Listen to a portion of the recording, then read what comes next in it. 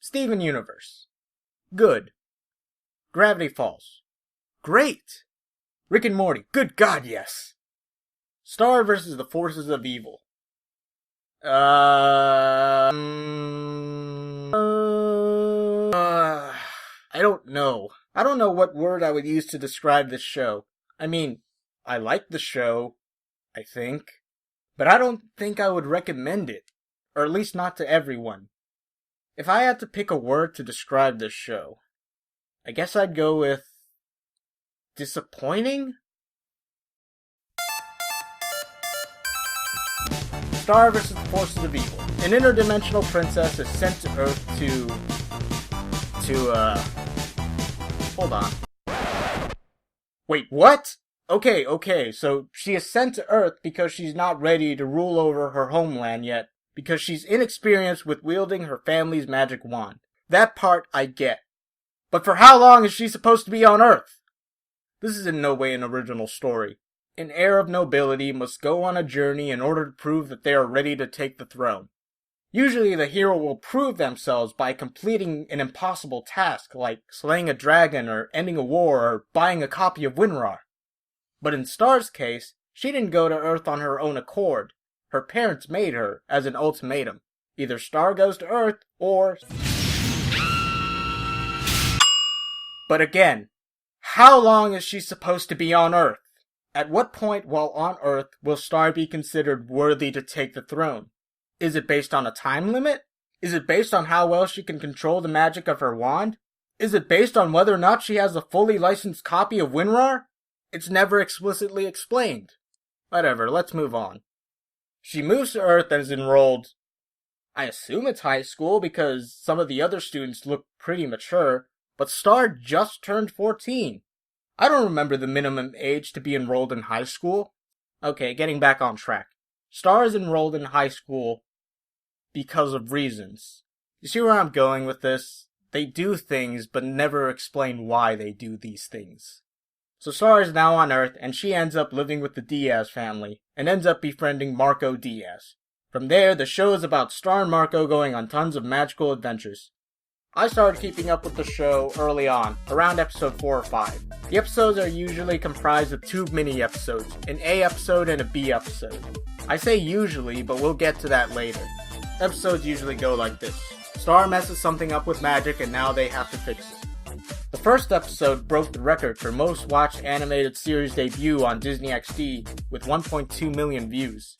The second episode was more or less what was expected. Magical adventures, with Star turning their teacher into a troll in episode A and Star misinterpreting the meaning of football to war in episode B. So far, it's just a cartoon. The writing and comedy are pretty lackluster.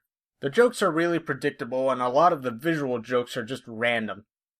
The pacing is also really fast. It's disorienting at times and things just happen with no rhyme or reason. But where the show really shines is in its animation and art style.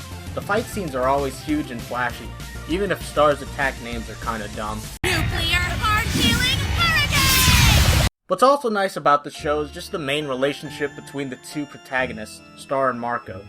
While the main focus is Star, I mean, come on, her name is in the title, Marco plays just as big a role as Star does in all of the episodes. This show wouldn't be the same without Marco. Marco helps Star become accustomed to Earth culture, and Star forces Marco out of his comfort zone, and both of them contribute to a fight. Neither one of them tries to one-up the other. They bring out the best in each other and perform better as a team. And if that's all the show was, fine. It's just a cartoon like any other cartoon, where there's a new story every week, and everything that happened from last week doesn't matter. No continuity, nothing serious, straight vanilla.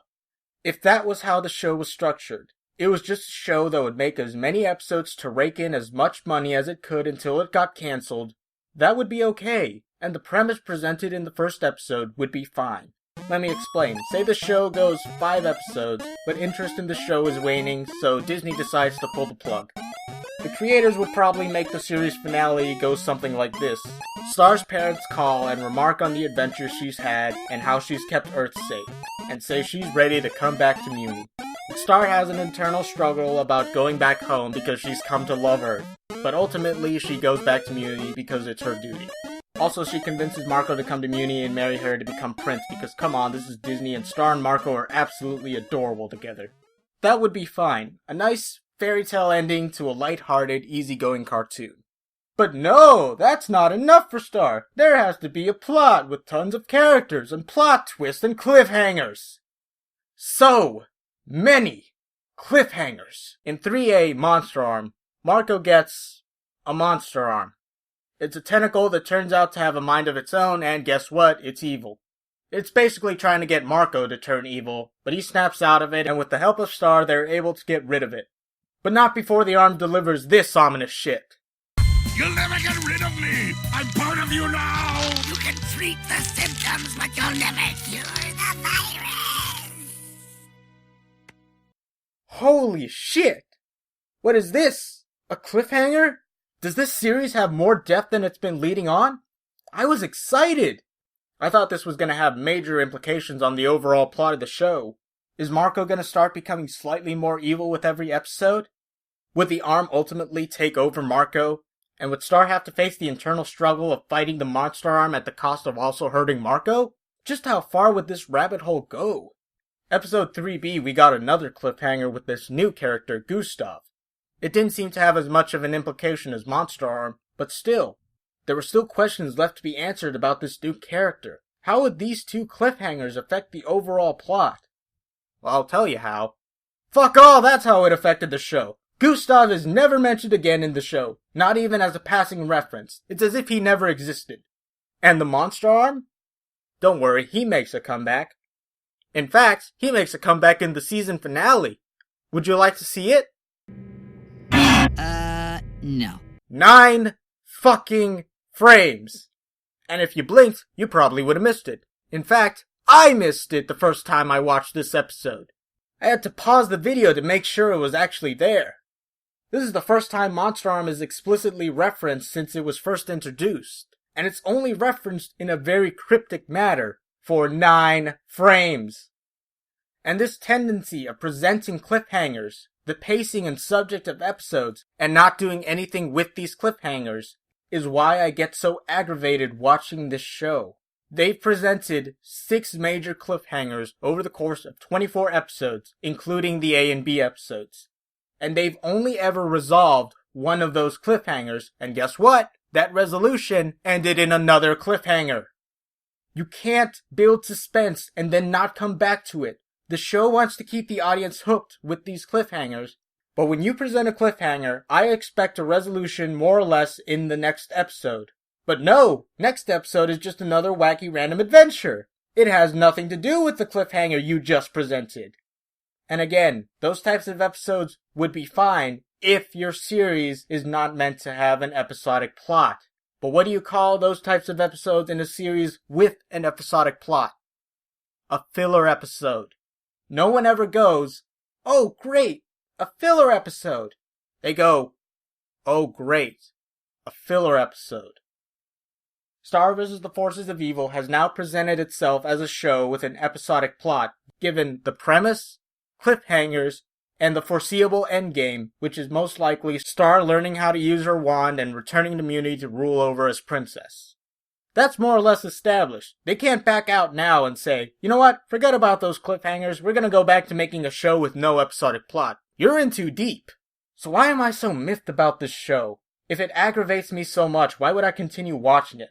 Why am I getting heated over something that I shouldn't care about? I mean, it looks like the creators don't know what they're doing, and that they're incapable of making good plot-driven episodes. But then there's episode 8A and episode 10. These 2 episodes, along with episode 1A, give you an idea of what this show is capable of when they just slow down and focus. These 3 episodes are the best in terms of pacing, writing, and story. These episodes actually made me laugh, for one, and they got me invested, and the fight scenes were awesome as usual. These episodes focus on only one thing, and they see it through to the end. They develop the characters, we get insight as to how they really feel, and there's a sense of resolution at the end of the episode. What's also surprising is that episode 10 is just episode 10. No A and B episode. They were actually able to focus on one narrative for 20 minutes, which is mind-boggling, seeing as how for most episodes, it seems like they struggle to keep their attention on one narrative for 11 minutes. Another thing worth mentioning is episode 6. Take a look at a comparison of that episode and an episode prior. There's a distinct change in animation style. Starting with episode 6, every episode was done with a more traditional hand-drawn frame-by-frame animation style. Frame-by-frame animation is a lot more time-consuming and more expensive. They could have just saved money and stuck with the old animation style, but no, they wanted to do frame-by-frame animation. That's why I'm conflicted about this show. They've been able to make great episodes, but they're squandering some great potential. But all the people working on the show seem to want to make it better. They want to improve. I said I would describe this show as disappointing, but that would imply that the show has ultimately failed. That's not right. No, I think frustrating is a better word. It's frustrating to watch most episodes of this series, because you know they can do so much better, because they have made better episodes. Even the season finale felt like it was rushed in terms of its pacing. There would be something so random and silly right in the middle of an emotional moment that it would just ruin it. Also the cliffhangers. But despite all of my complaints and the cliffhangers, I'm still glad I watched the series. And I'm happy to say Season 2 will come out sometime in spring or summer of 2016. In the 1 in a million case someone that works on this show is watching the video, take your time with the plot. Don't try to resolve all the cliffhangers in one episode, and just slow down the pacing of the episodes.